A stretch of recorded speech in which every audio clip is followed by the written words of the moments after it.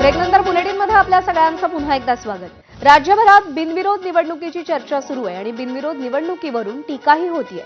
अशातच तुळजापूरचे भाजप आमदार राणा जगजितसिंग पाटील यांनी अजिबात बिनविरोध निवडणूक करायची नाही, विरोधकांना त्यांची ताकद कळली पाहिजे असा कार्यकर्त्यांना दिला।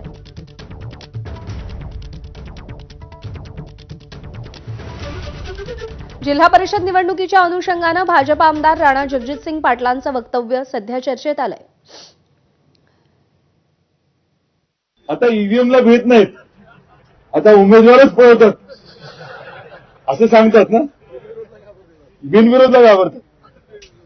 ठीक आहे, आता जो बिनविरोध काढेल त्याला काय बक्षीस द्यायचं आपण आज डिक्लेअर करायचं काय? बिलकुल बिनविरोध काढायची नाही। कळू दे ना विरोधकांना त्यांची नेमकी ताकद काय आहे ती कळू दे ना। कशाला बिनविरोध करायचा? करायचं गरज नाही ना। हे सांगण्याचं कारण काय आहे, आपल्याला आपल्याबद्दल पूर्ण आत्मविश्वास पाहिजे, फाजील विश्वास नाही। काही महत्त्वाच्या बातम्यांचे वेगवान अपडेट्स पाहूया।